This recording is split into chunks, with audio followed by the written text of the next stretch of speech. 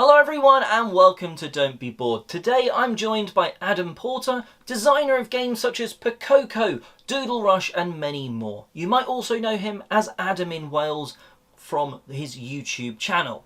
Now, he's just about to release a brand new game called Zing-a-Zam at Spiel Essen. It's a trick-taking game with a twist. Now, first of all, welcome Adam and tell us a little bit about your new game. Hi Ollie, yes you're absolutely right, this is not my first trick-taking game, in fact it's my third published trick-taking game and I've designed a few others which have never quite made the cut. But this one was very directly influenced by my experience with making this trick-taking game here, Pikoko. So Pikoko was published by Brain Games, the same publisher as Zing-a-Zam, in 2017 and it did really well. It won some awards, but the thing that was particularly interesting about it, I think, was that a lot of the attention on it was coming from toy companies, really, who saw it, they saw the presentation of it and it looked so bright and colourful, those peacocks standing up on the table. Pikoko was a very similar concept to Zing-a-Zam in that you can't see the cards in your hand, which is the same concept we have in Zing-a-Zam. But Pikoko had a bit of complexity to it, and so when I had these toy companies sort of approaching me, asking me about it, I always felt like maybe the complexity level didn't quite match the appearance of the product. And so I approached Brain Games, who I'd previously worked with on Doodle Rush as well as Pikoko, and asked them would they be interested in us producing essentially a junior version of Pikoko, something much simpler that children would be able to play much more easily, children and families. And they said they would be interested in that, so we set about creating Pikoko Junior, or as we called it, Pikoko Kids. And I was kind of given free rein on that. They said it would need to be suitable for ages 6 and up, and aside from that, it was kind of over to me. So I needed to decide, did this still need to be peacocks? Don't know, maybe not. Did it need to be trick-taking? I think it probably did, and I think the key thing with Pikoko is it's a trick-taking game where you can't see your own cards, so that's what I wanted to create, but I wanted to make it very, very accessible for young children. And so then I went to the sort of games that I would teach to very young children. So where I've given game suggestions to family and friends with young children, I've tended to go for games like this, Rat-a-tat-cat, Sleeping Queens. In fact, that whole range of games from Game Right were a real inspiration, and particularly the game Too Many Monkeys, which I don't have a copy of. When you're designing for players who are aged 6 and up, then you don't have as much worry about player agency and things like that. Too Many Monkeys in particular plays by itself, really. You don't have that many choices to make in the game. You do have a few more choices in Rat-a-tat-cat and Sleeping Queens, but you also have lots of special powers, and so I really wanted it to have a similar sort of feel. There were a few observations that people made about Pikoko that weren't really criticisms, but they were sort of observations that actually that hand of cards that sits in front of you in that card holder, which you can't see, doesn't really feel like your hand of cards because you're picking which cards the player to your left plays when it's your turn. You select a card from the player to your left and reveal it on the table. And so people often said that they felt like the hand of cards to their left was more their hand of cards. So I wanted to make it very clear in Zing-a-Zam, the hand of cards that you're holding is your hand of cards. When you play a card, you take it from your hand and you play it.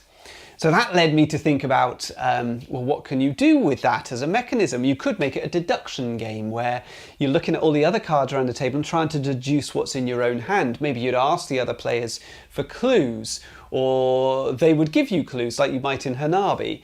But that feels like it's too complex for a 6 years and up.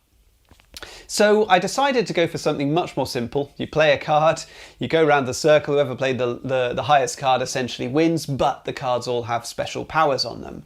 And to give you a choice to be making, I turned one of the card round. So in your hand of cards, you can't see most of your cards, but there's one card that you can see.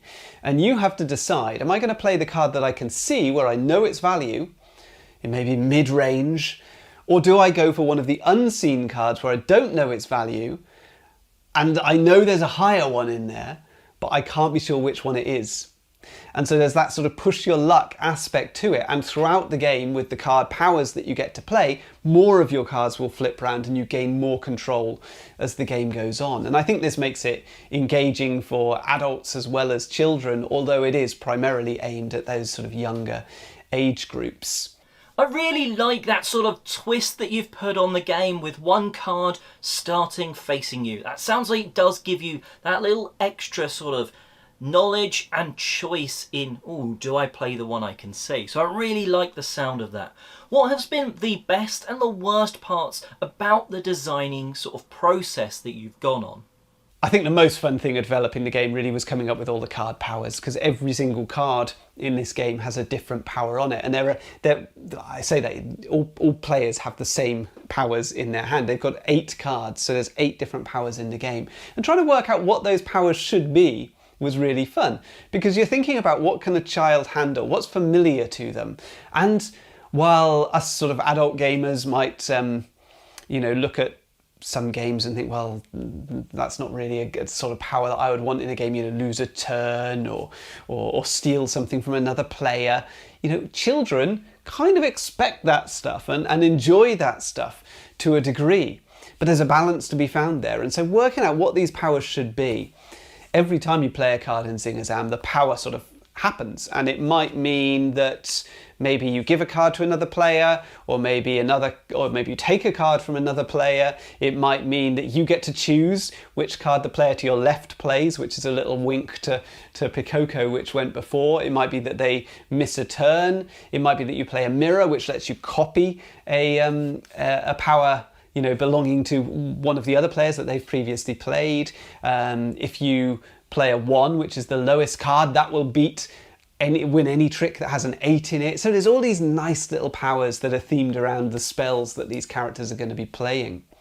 And the game came together really quickly, so that was really satisfying about it too.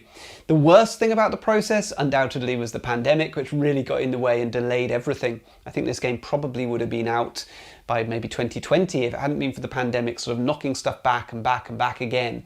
And so now finally we're getting this sort of international release, although it's been available for a few months in the Baltics. And that's great. That's great to see after all this time. It sounds like this process for Zing-a-Zam to get to release has been a little bit of a delay for you there.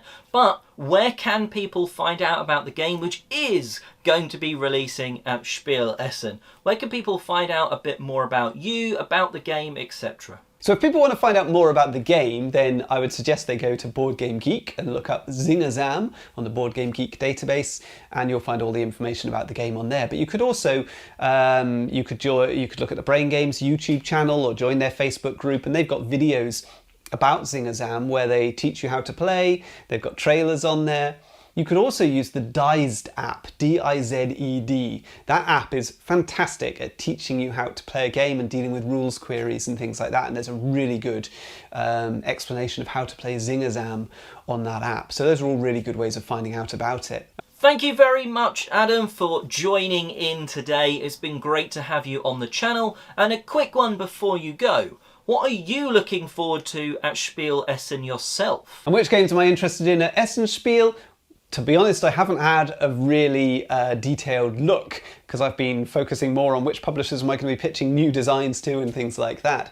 But one that did jump out at me is Medieval Academy from Blue Cocker Games. Now, Medieval Academy came out first in 2014, and it's really good. It's a card drafting game in the style of Sushi Go or Seven Wonders, where you're passing cards around and picking one to keep.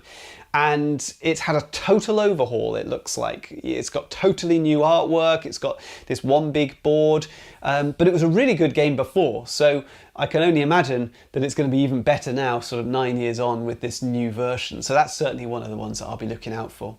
So thanks very much, Ollie, for inviting me to talk a little bit about the game, and hopefully see you soon. Thank you once again to Adam for being part of this. It's been really interesting to sort of hear a bit behind the scenes, a glimpse behind the curtain, if you will, into the design process and the sort of logics that have gone into Zing-a-Zam. I'll put the links to the Board Game Geek page in the description box below, so you don't have to go and hunt those out. And until next time, have a wonderful Spiel Essen 2023.